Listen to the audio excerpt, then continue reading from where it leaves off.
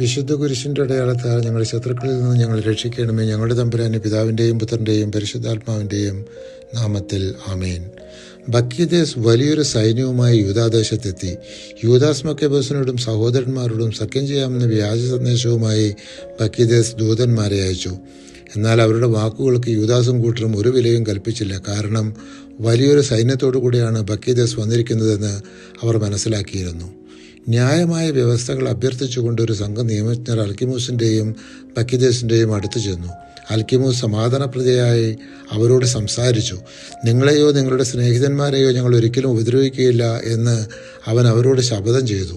അവർ അവനെ വിശ്വസിച്ചു. പക്ഷേ അവൻ ഒറ്റ ദിവസം കൊണ്ട് ചതിയിൽ അവരിൽ 60 പേരെ പിടിച്ച് കൊന്നുകളഞ്ഞു. അവരെക്കുറിച്ചുള്ള ഭയവും സംഭ്രാന്തിയും ജനത്തിനിടയിൽ വ്യാപിച്ചു. അവർ പറഞ്ഞു, സത്യവും നീതിയും ഇല്ലാത്തവരാണിവർ.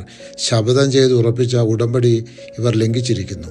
ഇതിനകം ബക്കീദേസ് ജെറുസലേമിൽ നിന്ന് ബെത്സയിത്തിൽ പോയി പാളയമടിച്ചു. അവൻ രാജ്യം അൽക്കിമൂസിനെ ഏൽപ്പിച്ചു. സഹായത്തിനൊരു സേനയെയും നിർത്തി. ബക്കീദേസ് രാജസന്നിധിയിലേക്ക് മടങ്ങി. ജനത്തെ അലട്ടിയിരുന്നവർ അവനോട് ചേർന്നു. യൂദാദേശം അവർ കീഴടക്കി ഇസ്രായേലിന് കനത്ത നാശം വരുത്തുകയും ചെയ്തു. യൂദാസ് മക്കബോസും കൂട്ടരും ശക്തി ആർജിച്ചു വരികയാണെന്നും അവരെ എതിരിടാൻ തനിക്ക് സാധ്യമല്ലെന്നും അൽക്കിമൂസ് മനസ്സിലാക്കി.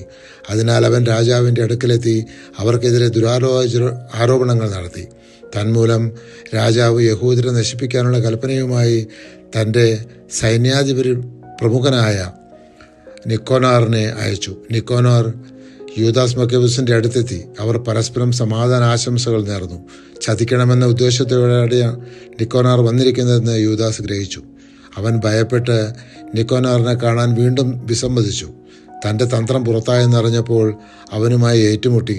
സൈന്യത്തിൽ 500ഓളം പേർ നിലംപതിച്ചു. ശേഷിച്ചവർ നഗരത്തിലേക്ക് പലായനം ചെയ്തു. പരിശുദ്ധാത്മാവേ, തിരുവചനത്തിൻ്റെ അനന്തശക്തിയാൽ ആത്മാവിൻ്റെ ബലങ്ങളും ദാനങ്ങളും നൽകി തീക്ഷ്ണതയാൽ ഞങ്ങളെ ജ്വലിപ്പിക്കണമേ. ആമേൻ.